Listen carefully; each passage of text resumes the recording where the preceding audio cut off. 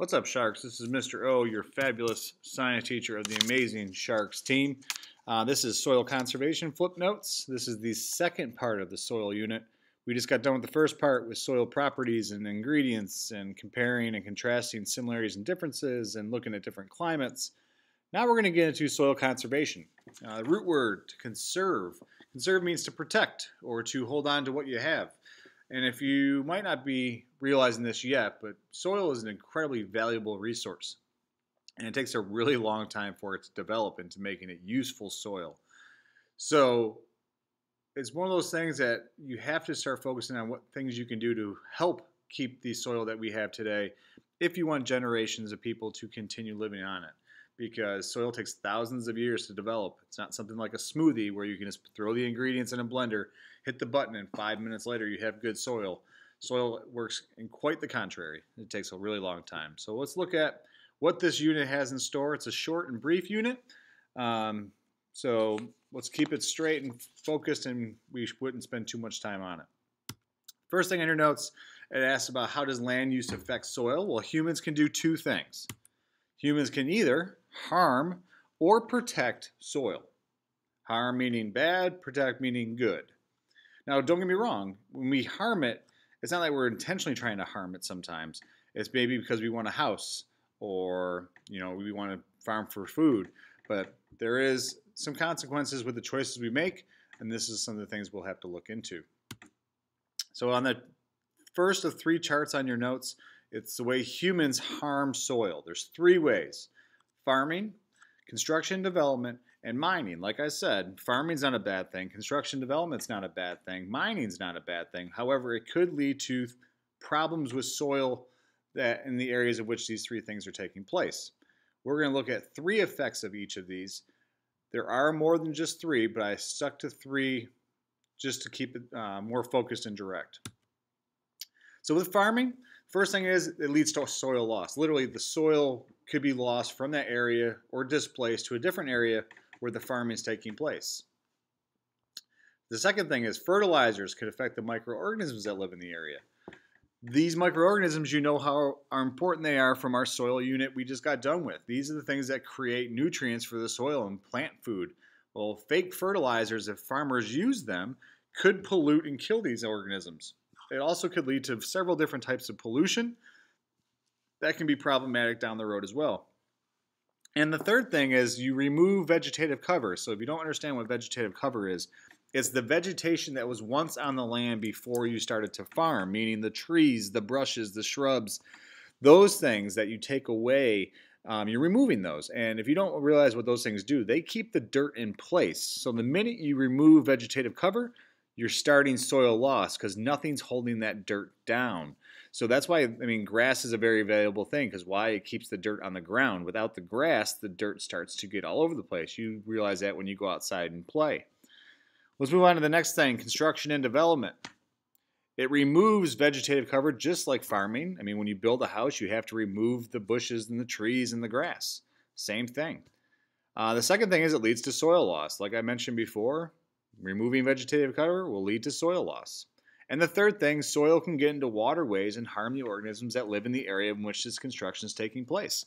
This dirt will start getting displaced. They're putting it in trucks. They're moving it all over the place. And this dirt will maybe get into the waterways, and these waterways that are not naturally as dirty as they are getting could get the animals and the organisms sick. So that can be a possible problem, like the microorganism problem in farming. And the third thing is mining. This is the least common thing in North Carolina, but it's not the least common thing in the world. Mining takes place all over the world. And the first thing that with mining does, it leads to soil loss, just like the other two. So you can see in all three, soil loss is being there. And if you look down to number 3, it says remove vegetative cover. Those two are related because you are exposing the ground to get into the ground. And the unique one with mining is it increases chemical weathering that causes pollution. When you mine, you open up minerals and compounds that once were protected in the ground, but now you're exposing them to the air, which causes a variety of different types of pollution. I'm not going to get into the technical names of them, but just be aware that it does increase what is going on and the weathering process taking place in those areas. So like I said before, farming, construction, development, and mining are not bad things, but they can lead to harming the soil. So we're going to focus on one section of that. So we look at ways that humans can protect soil. So when we're thinking about soil conservation, how we can protect soil, well, these 5 things you see, crop rotation, conservation, tillage, and plowing, terraces, contour plowing, and windbreaks, are all focused on how you can prevent soil problems when farming. There's really no solution to a construction, development, and mining. But with farming, there's different ways you can work to help the harmful effects that you're doing, because everyone needs to farm. You need food. So let's look at the ways farmers could find 5 strategies to protect the soil in which they use for their jobs and for make food. First thing is crop rotation. It's literally what it means. You're rotating different crops in the same field over different years or even different seasons. Tomatoes, for example, eat different nutrients out of the ground than grass does, than wheat does. So if you rotate the crops that are in the ground, you're not overusing the soil nutrients, and you're allowing the soil to give time to regrow. And so, like we said, soil takes a long time to get back if you strip it. So you have to continue to have the nutrients in there.